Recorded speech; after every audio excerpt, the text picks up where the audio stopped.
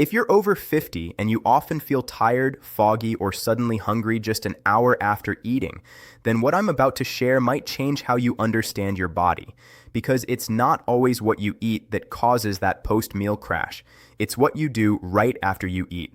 And that small habit may be quietly controlling your energy, your cravings, and even how your body handles blood sugar every single day.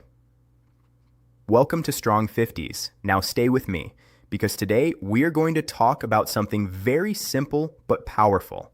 A natural movement your body already knows how to do that may help your muscles manage blood sugar more efficiently after meals. No gym, no supplements, no complicated routine, just a small action after eating. But first, let's understand what is actually happening inside your body. When you eat food like rice, bread, pasta, or even fruit, your body breaks it down into glucose. That glucose enters your bloodstream and becomes fuel for your body. And glucose itself is not the problem. Your brain and muscles actually need it. The issue starts when too much glucose enters the blood too quickly. Your body responds by releasing insulin, a hormone that helps move sugar out of your blood and into your cells for energy or storage.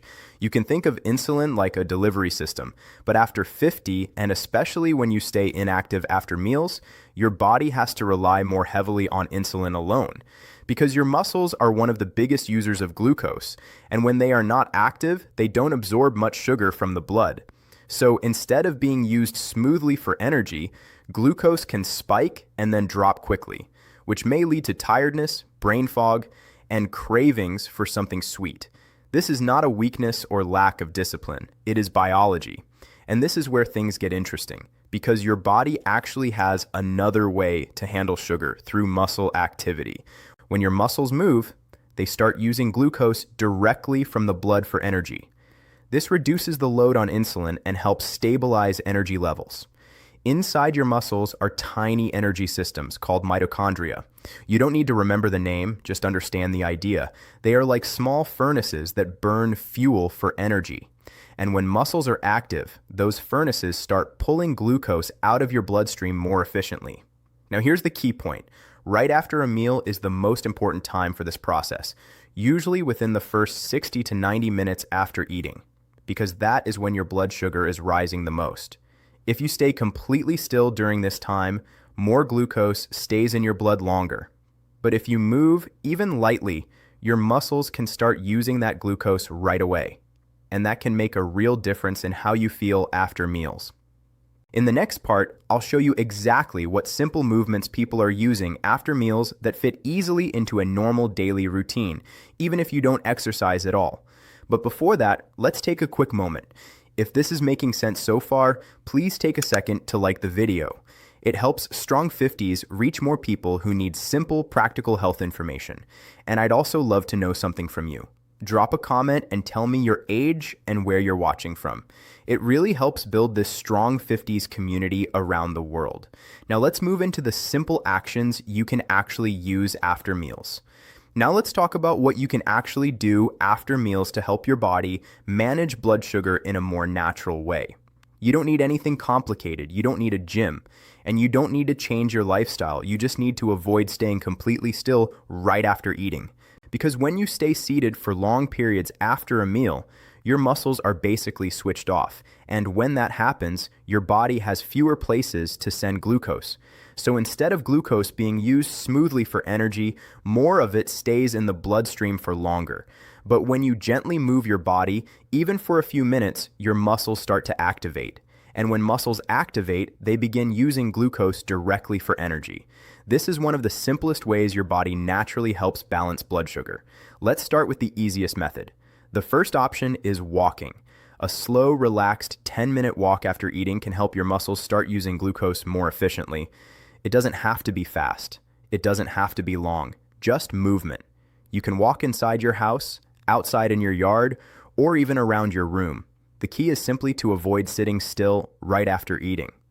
The second option is very simple seated movement. Even if you don't want to stand up, you can gently move your lower legs.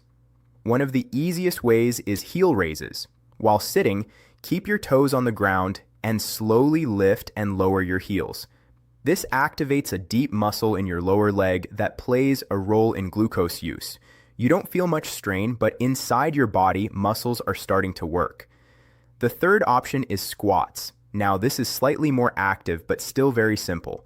10 slow squats after a meal can engage some of the largest muscles in your body, like your thighs and glutes. Bigger muscles mean more glucose use. You don't need speed or intensity, just slow, controlled movement. And the fourth option is something most people already do: housework.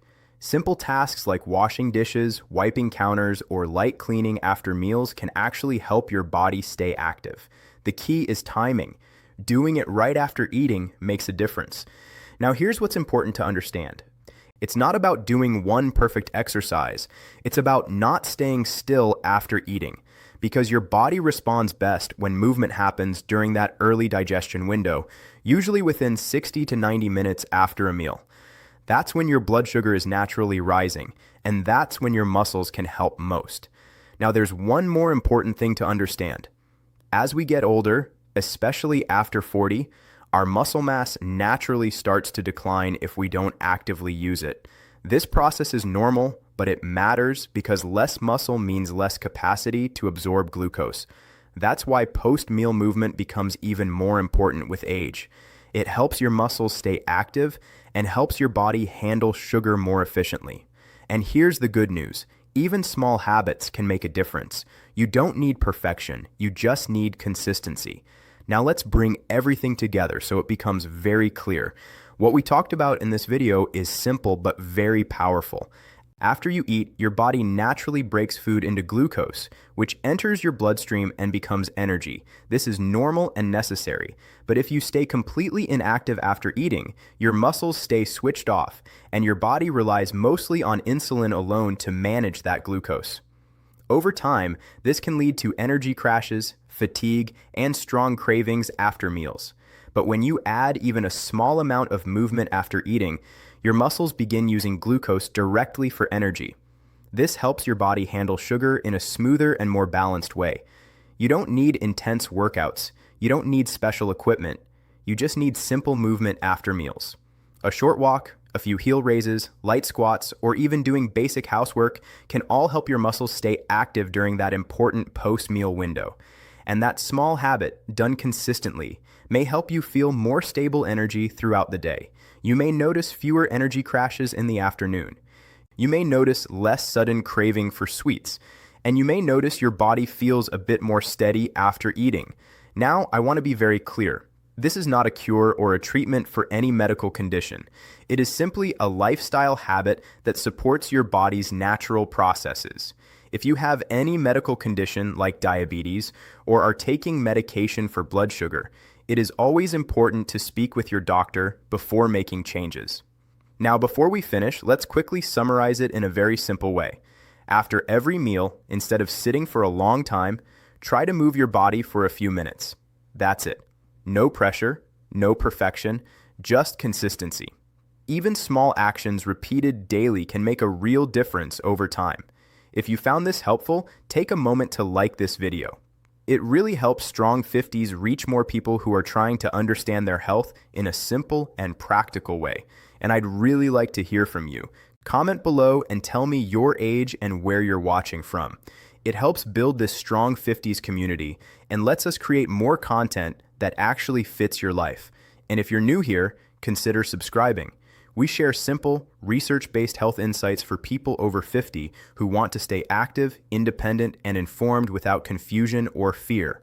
Remember this, small habits done consistently matter more than big changes done occasionally.